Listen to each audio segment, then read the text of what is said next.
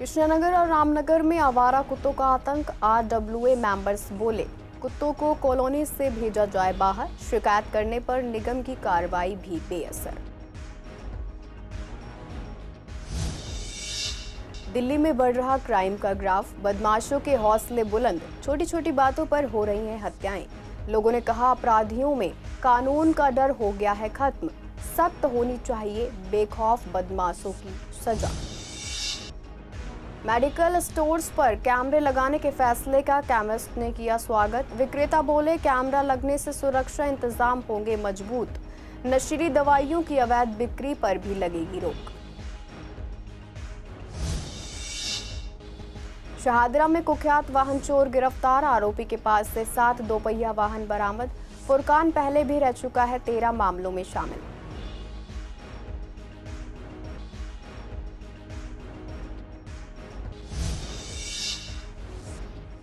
बरसात में बढ़े आंखों के इन्फेक्शन के मामले। डॉक्टर ने दी आंखों की देखभाल की सलाह। इन्फेक्शन से बचाव के लिए साफ सफाई को बताया जरूरी।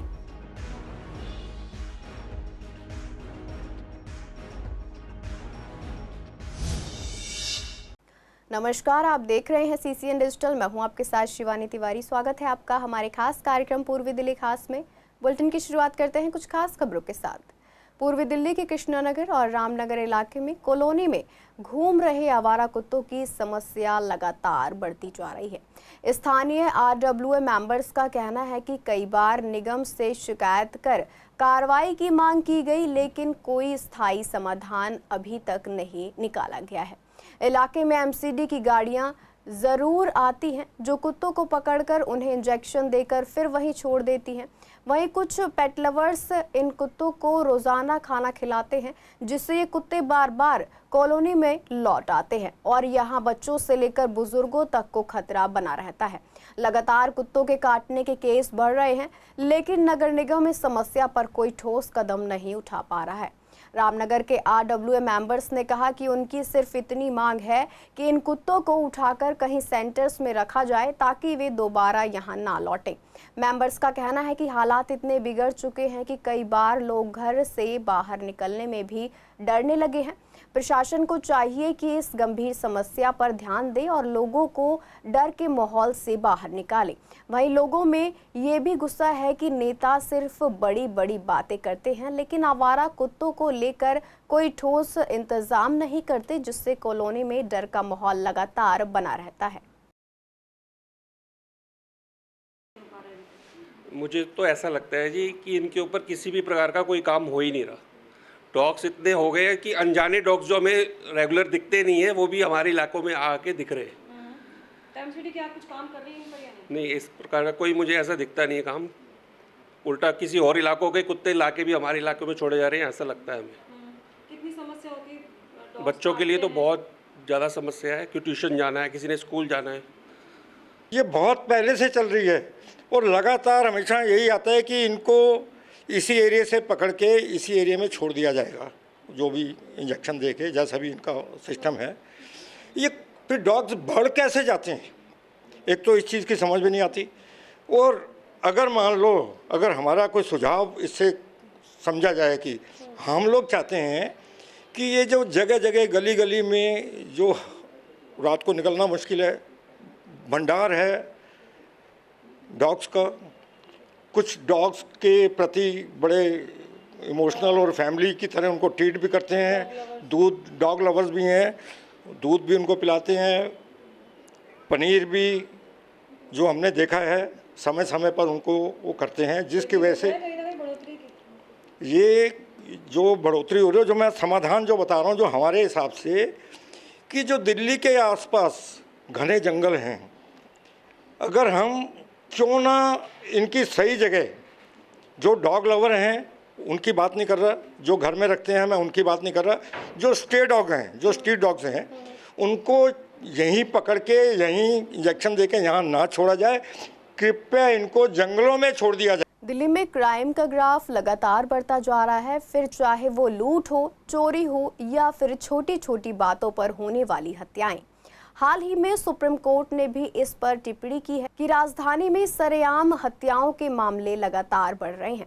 जब इस पर लोगों से बात की गई तो पूर्वी दिल्ली के लोगों का कहना है कि जब सुप्रीम कोर्ट तक ये मान रहा है तो फिर इसमें कुछ कहने को बचा ही नहीं है। लोगों का मानना है कि भले ही पुलिस और कानून व्यवस्था को मजबूत कहा जाता है, लेकिन अब लोगों के मन से कानून का डर खत्म होता जा रहा है। आजकल लोग छोटी छोटी बातों पर झगड़े में हत्या करने से भी पीछे नहीं हटते। कहीं पैसे के विवाद में तो कहीं आपसी रंजिश में लोग खुलेआम हथियार चला देते हैं।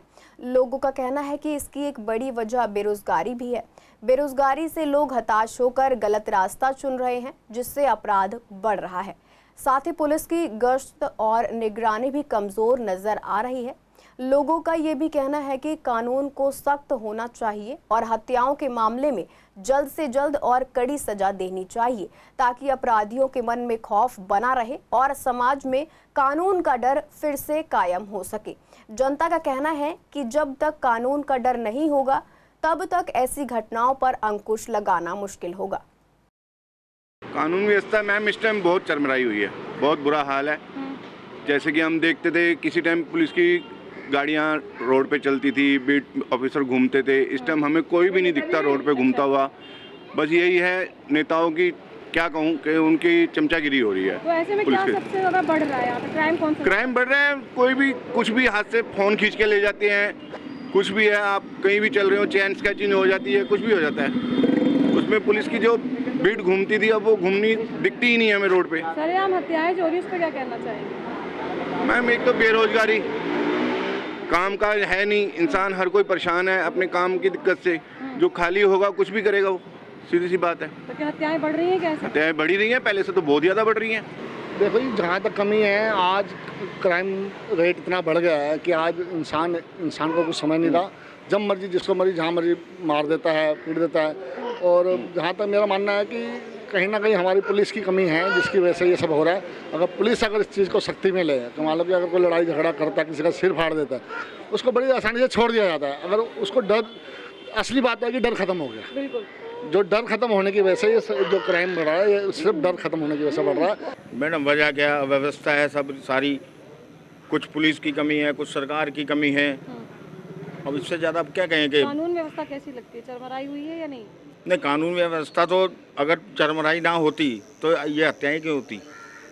आप खुद देखिए, अब जगह जगह पे मारपीट और ये गुंडागर्दी बढ़ रही है, तो कहीं ना कहीं तो कानून की लापरवाही है। सख्ती नहीं कर पा रहे, स्टाफ की कमी है या क्या है, ये तो अब सरकार को मालूम है। पहले क्या रहता था, पहले मुकाबले अब की? मैडम अब ज़्यादा क्राइम बढ़ा हुआ है। क्राइम पहले भी था, लेकिन पहले ऐसा क्राइम नहीं था। अब कैसा ज़्यादा वाला? अब कैसा है? मैडम अब तो बिल्कुल ही गुंडागर्दी बढ़ गई है। अब क्या कहें, कहीं भी जाना हो, आना हो, अपने आप खुद को भी बच्चों को भी सेफ रखना पड़ता है। क्या छोटी छोटी बातें पे लोग चाकू छुरी इस तरह हाँ, बिल्कुल पेशेंस खत्म होता जा रहा है लोगों के। देखो, जहाँ तक बात है वह दिल्ली प्रशासन की बात, अगर दिल्ली पुलिस की बात करें तो वो तो मुस्तैद हैं, हर तरीके से राउंड भी लगा रहे हैं, नाइट ड्यूटी भी दे रहे हैं, सब कुछ है। थोड़ा सा जनता जागरूक नहीं है। और अगर हम दूसरे एंगल से देखें तो बेरोजगारी मैं इसमें मुख्य रूप से मानता हूँ मैं, क्योंकि जैसे जैसे लोग बेरोजगार हो रहे हैं, उसी तरीके से लोगों का मन में जो है शॉर्ट टाइम जो फंड इकट्ठा करने का नज़रिया बढ़ता जा रहा है, उसी के अकॉर्डिंग ये चीज़ें ज़्यादा हो रही हैं। लोग छोटे छोटे लोगों को, कम उम्र के बच्चों को अपने गैंग में शामिल करते हैं, उनसे चोरी करवाते हैं और आते आते एक दिन वो मुखिया बन जाते हैं। तो इस तरीके की चीज़ों को रोकने के लिए सबसे पहले हमें उनकी बेरोजगारी जो दूर करनी पड़ेगी, उनको नौकरी देनी पड़ेगी या व्यापार देना पड़ेगा, किसी भी तरीके से उनको परिवार चलाने के लिए उनको अपने पैरों पे खड़ा करना पड़ेगा। ठीक बात है ये। देखिए, अब हम देखते हैं कि जो छोटे हैं, जो नाबालिग बच्चे हैं, उनमें ये चीज़ें ज़्यादा बढ़ती जा रही हैं, क्योंकि उनके दिमाग में ये डाला जाता है कि आप नाबालिग हो, आपको कुछ नहीं होगा, आपको सिर्फ होम केयर में भेज देंगे और उसके बाद आपकी बेल हो जाएगी। तो ये चीज़ों को भी हमें थोड़ा सा दूर करना है, उनको अवेयरनेस अभी इन चीज़ों की नहीं है।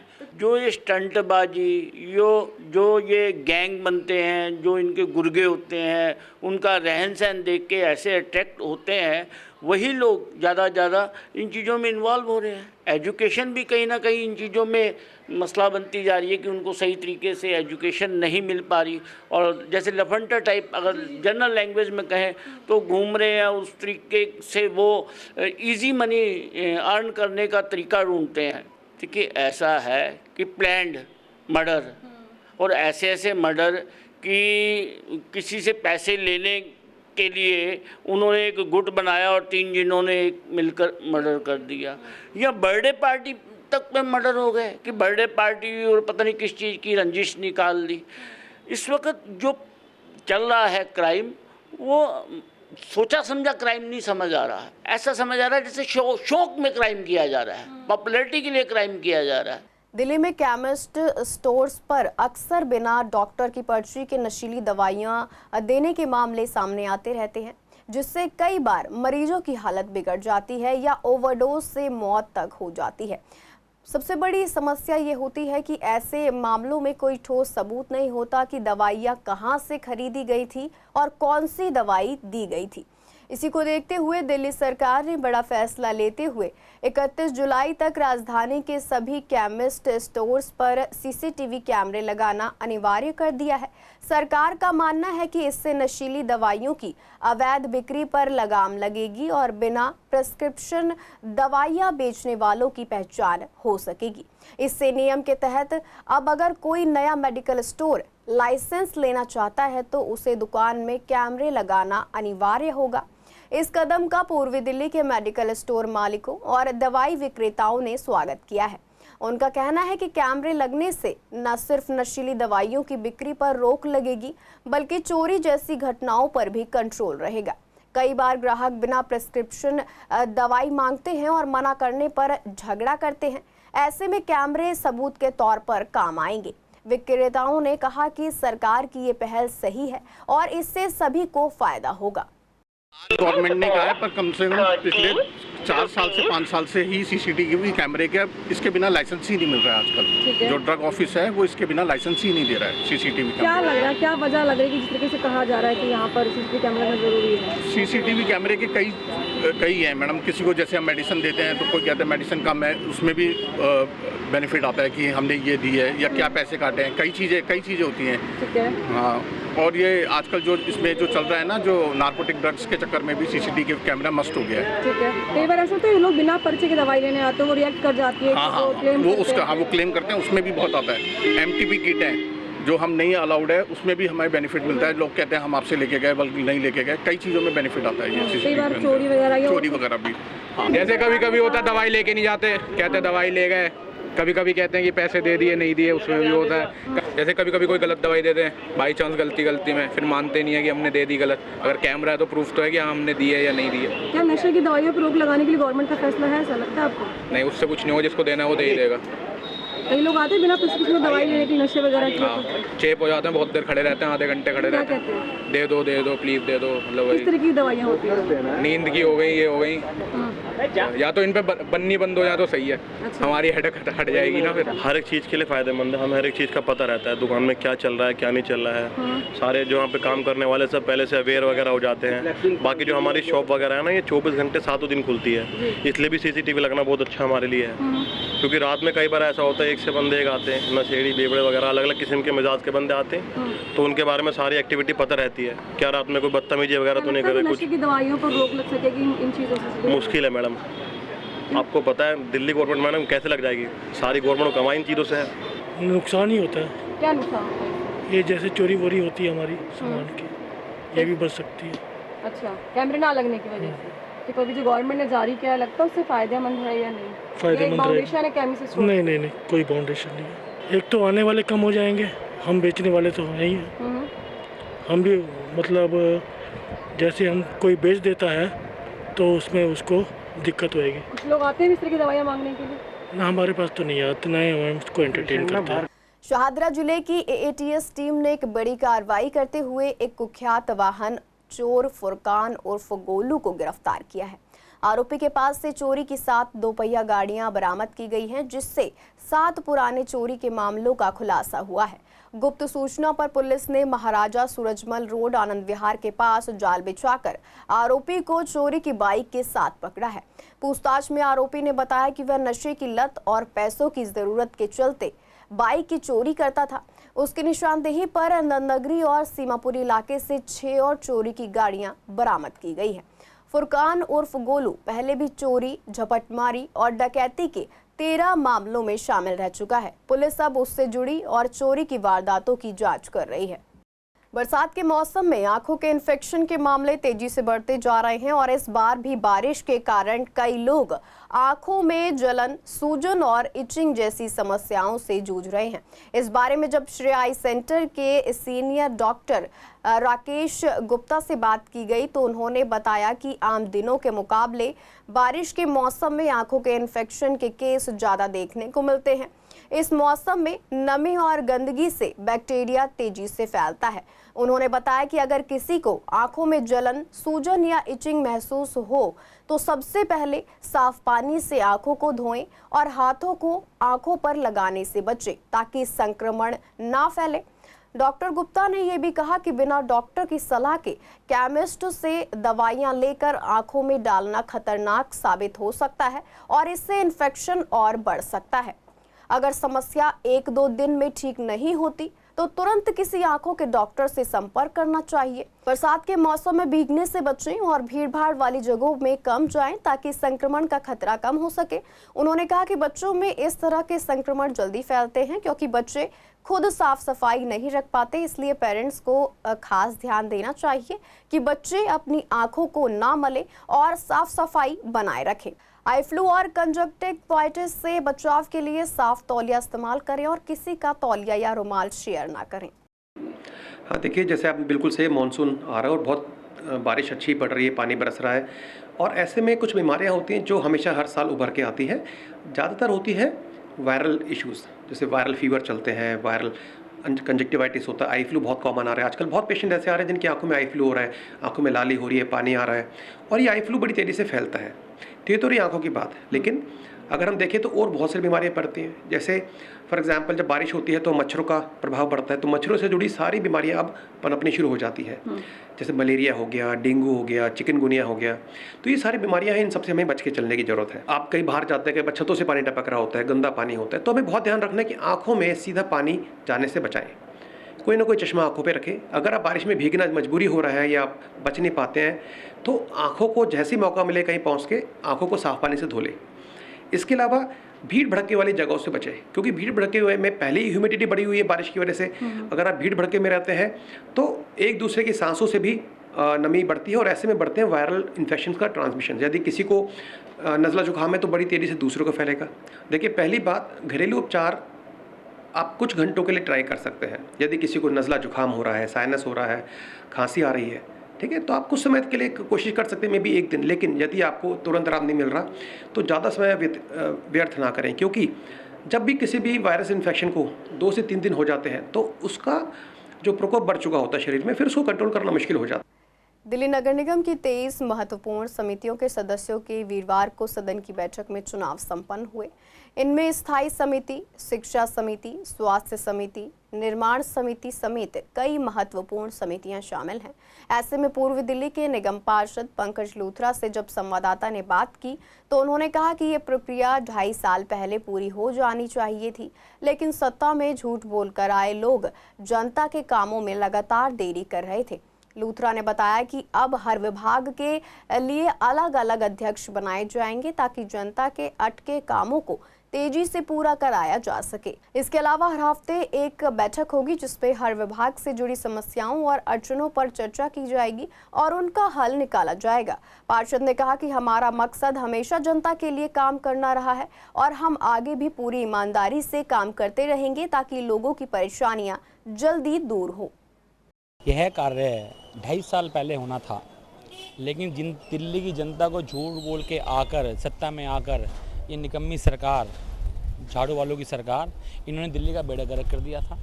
और आज 2.5 साल बाद जब भारतीय जनता पार्टी की सरकार बनी है, भारतीय जनता पार्टी का मेयर बना है, जिनकी करनी और कटनी में क्या फ़र्क है वो आपको साक्षात दिख रहा है कि जो 23 समितियां हैं उनको बुलाकर उनकी सब सदस्यता ग्रहण करवाकर उनके नाम हाउस में पास कराकर अब उनके सब चेयरमैन बनेंगे। हेल्थ कमेटी का अलग चेयरमैन बनेगा और एजुकेशन कमेटी का अलग चेयरमैन बनेगा, वर्क्स कमेटी का अलग चेयरमैन बनेगा, अपॉइंटमेंट कमेटी का अलग चेयरमैन बनेगा, एजुकेशन कमेटी का अलग चेयरमैन बनेगा। जितनी भी कमेटियां हैं सबके अलग अलग चेयरमैन बन के पूरी दिल्ली के जो रुके हुए काम है 2.5 साल से, जो उन्होंने कामों की गति रोक दी थी, उन कामों को जल्द से जल्द पूरा किया जाएगा ताकि जनता को किसी प्रकार की कोई दिक्कत ना आए और भारतीय जनता पार्टी का ये संकल्प है कि जनता ने हमें चुनाव में जिताया है। इस बार आपने देखा होगा दिल्ली में भी भारतीय जनता पार्टी की सरकार आई है 27 साल बाद। जनता ने कुछ ना कुछ तो सोचा होगा कि नंकम्मी सरकार को भगाना है और भारतीय जनता पार्टी को लाना है, क्योंकि भारतीय जनता पार्टी ही वो पार्टी है जो सब समाज को सबको साथ लेके चलती है और कार्य करने में हमेशा हमेशा हमेशा के लिए विश्वास रखती है। भारतीय जनता पार्टी के दिल्ली के एमसीडी में सत्ता में आने के बाद लगातार अलग अलग समितियों का गठन हो रहा है और इससे काम में तेजी आ रही है। पहले मेयर का चुनाव हुआ, डिप्टी मेयर का चुनाव हुआ, फिर उसके बाद जोन कमेटियां बनी, स्टैंडिंग कमेटी, अध्यक्ष का चुनाव हो गया, स्टैंडिंग कमेटी काम शुरू कर दी। अब एमसीडी के अंदर तदर्थ और विशेष कमेटियां जो होती हैं उनके गठन की प्रक्रिया का पहली स्टेज पूरी कर ली गई है। टोटल 23 समितियां होती हैं जो अलग अलग कार्य देखती है, जिसमें लाइसेंसिंग कमेटी है, जिसमें हेल्थ कमेटी है, जिसमें स्वच्छता कमेटी है, जिसमें निर्माण कमेटी है, जिसमें एजुकेशन कमेटी है। तो इन सारी 23 कमेटियों के गठन के लिए इनके मेंबर का जो है वो काम पूरा हो चुका है और आने वाली 6 और 7 अगस्त को इन सभी कमेटियों के चेयरमैन और डिप्टी चेयरमैन का चुनाव हो जाएगा। पूर्वी दिल्ली के पांडव नगर इलाके में एक युवक ने अपने महिला मित्र से जलन के कारण दूसरे युवक पर ब्लेड से जानलेवा हमला कर दिया। पीड़ित हर्ष भाटी अपने महिला मित्र के साथ खड़ा था, तभी आरोपी अक्षत शर्मा आया और गले पर ब्लेड से वार कर दिया। पांडव नगर थाने और एटीएस की टीमों ने मिलकर आरोपी को गुप्त सूचना के आधार पर उसके घर के पास से पकड़ा। पूछताछ में आरोपी ने स्वीकार किया कि वह महिला मित्र को लेकर हर्ष से नाराज था और उसे पहले चेतावनी भी दी थी। जब चेतावनी का असर नहीं हुआ तो उसने गुस्से में आकर हमला कर दिया। पूछताछ में आरोपी ने बताया कि वह महिला मित्र के साथ पीड़ित की बढ़ती नजदीकी से नाराज था। कई बार चेतावनी देने के बावजूद मिलने जुलने का सिलसिला जारी रहा, जिससे वह गुस्से में आ गया था। ककड़ुमा कोर्ट की लोक अदालत ने एक अहम फैसला सुनाते हुए एक पीड़ित महिला को अपने नाबालिग बेटे के साथ ससुराल के साझा घर में रहने का अधिकार दिया है। महिला के पति की मौत साल 2015 में हो गई थी, जिसके बाद ससुराल पक्ष ने महिला और उसके छोटे बच्चे को घर से निकाल दिया था। इसके बाद महिला ने कोर्ट में याचिका दायर की और करीब 7 साल तक इंसाफ के लिए लड़ाई लड़ी। आखिरकार लोक अदालत ने महिला के हक में फैसला सुनाते हुए कहा कि वह अपने बच्चे के साथ उसी घर में रह सकती है जो उसका साझा घर है। पीड़ित महिला ने कोर्ट को बताया था कि ससुराल पक्ष उसे लगातार प्रताड़ित करता रहा था और घर से निकाल दिया गया था। महिला के वकील मनीष भदौरिया ने बताया कि मामला उस्मानपुर का है, जिसमें कोर्ट ने पुलिस को महिला को सुरक्षा देने की भी निर्देश दिए हैं ताकि उसे कोई खतरा ना हो। अगर फिर से कोई परेशानी होती है तो महिला दोबारा कोर्ट का दरवाज़ा खटखटा सकती है। महिला की शादी हुई थी जो कि न्यू अशोक नगर की रहने वाली है। न्यू उस्मानपुर में उसकी शादी हुई थी। शादी के कुछ समय बाद बीमारी के कारण 2015 में उसके पति का देहांत हो गया। 2018 तक अगस्त तक वो अपने ससुराल में रही। इस दौरान उसके ससुराल वाले से लगातार प्रताड़ित करते रहे दहेज और अन्य मांगों को लेकर। अगस्त 2018 में उसको वहाँ से घर से निकाल दिया गया। उसके बाद उसने केसेस दाखिल करे, जिसमें कि एक डोमेस्टिक वायलेंस का केस था। इसमें लंबे समय तक इसमें लड़ाई लड़ी, काफ़ी सारी चीज़ें एविडेंसेस वगैरह जो भी चीज़ें रिकॉर्ड पर लाए। अल्टीमेटली इंटरिम के तौर पर जज साहब ने उसको उसके और उसके बच्चे को ससुराल में रहने का आदेश दिया है और ससुराल वालों को रेस्ट्रेन किया है कि वो किसी प्रकार की डोमेस्टिक वायलेंस इस महिला के साथ नहीं करेंगे और विदाउट ड्यू प्रोसेस हो इसको घर से भी नहीं निकालेंगे। जब तक वो रहना चाहे वहाँ रह सकती है। और जैसा कि आपने कहा कि अगर ये ब्रीच करते हैं इस ऑर्डर की, तो सेक्शन 31 डोमेस्टिक वायलेंस एक्ट में स्पेसिफिक है कि अगर किसी कोर्ट ऑर्डर को ब्रीच किया जाता है तो 10,000 रुपये तक जुर्माना और 1 साल तक की सज़ा है। तो हम उस चीज़ को फॉलो करेंगे और पुलिस के प्रोटेक्शन के साथ हम इसमें घर में जाके रहेंगे। पूर्वी दिल्ली के मयूर विहार पुलिस ने मोबाइल स्नैचिंग की एक बड़ी वारदात को सुलझाते हुए 3 शातिर बदमाशों को गिरफ्तार किया है। त्रिलोकपुरी में अमित कुमार नाम के व्यक्ति से मोबाइल फ़ोन, 1300 रुपये नकद और दस्तावेज छीन लिए गए थे। जांच के दौरान पुलिस ने तकनीकी और गुप्त सूचनाओं के आधार पर मुख्य आरोपी आमिर उर्फ समीर को पकड़ा।